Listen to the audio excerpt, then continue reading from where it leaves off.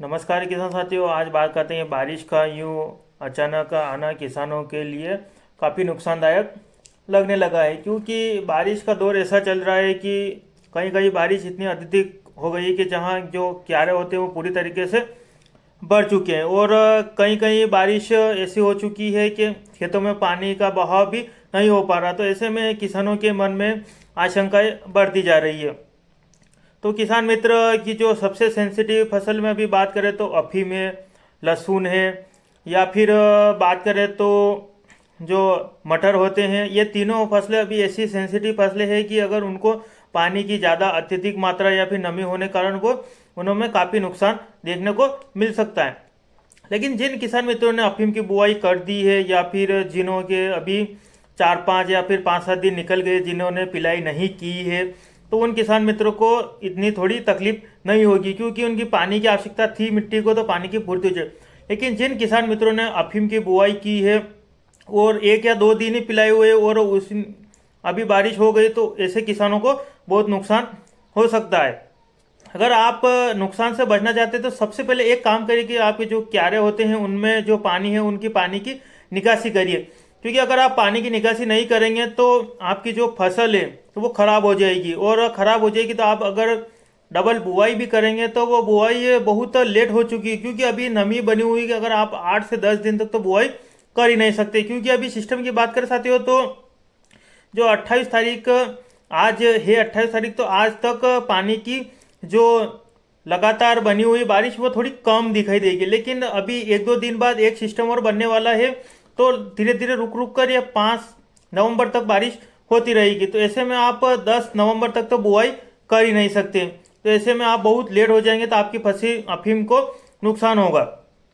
तो आप सबसे पहले अफीम में जो पानी है उस पानी को निकासी करने के बारे में सोचिए। और किसान मित्र घबराए नहीं, क्योंकि ये अभी ऐसा समय है कि आपको चिंता नहीं चिंतन करने की आवश्यकता है। क्योंकि अगर आप चिंता करेंगे तो आपकी चिंता का फायदा कुछ अन्य जो बैठे हुए हैं वो आपके चिंता का फायदा उठाएंगे। तो ऐसे में आप चिंता ना करें, चिंतन करें कि आप क्या कर सकते हैं, इस बारे में आप सोचिए।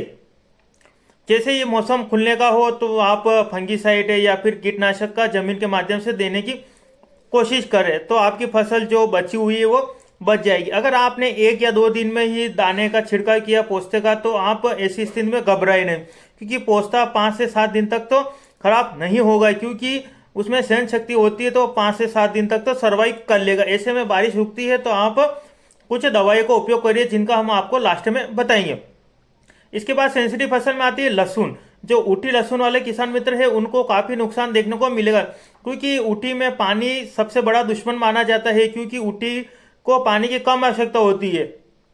तो ऐसे में किसानों ने अभी पिलाई की है तो उन किसान मित्रों के तो नुकसान होगा। लेकिन जिन किसान मित्रों ने थोड़े दिन पहले पिलाई की है और जो खेत में नमी नहीं थी, तो उन किसान मित्रों को इतनी दिक्कत नहीं आएगी। हालांकि उनमें जमीन में कीड़े या फिर फंगस की समस्या तो देखने को मिलेगी।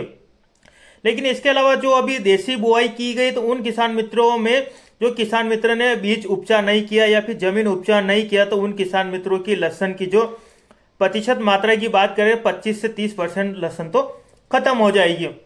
तो ऐसी गलती न करें, क्योंकि किसान मित्र उपचार के थोड़े पैसे बचाने के खातिर लहसुन को उपचार नहीं करते हैं।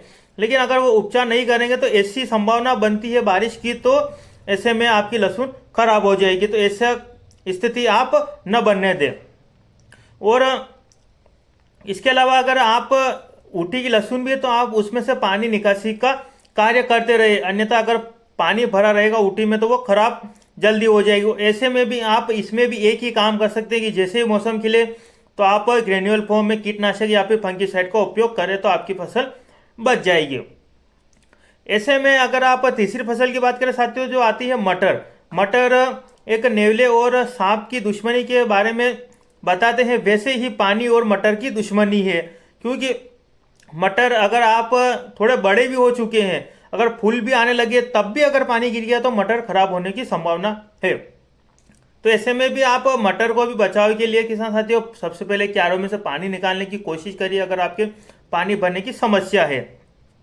तो उसके बाद किसान साथियों अगर आप कुछ भी खाद या दवाई या फिर टॉनिक का उपयोग करें साथियों, तो उसे ऐसी चीज में मिलाइए जो जल्दी जो जल्दी गिर जाए, मतलब कि जो गल जाए, तो ऐसी स्थिति में आप ऐसी चीज़ों का उपयोग करें। ऐसा ना हो कि साथियों आप कुछ दुकानदार ने दवाई दी तो उसने बोला कि ये दवाई मिट्टी में जाएगी तो आप छिड़काव करके फिर पिला दे तो आपकी फसल पूरी तरीके से नष्ट हो जाएगी।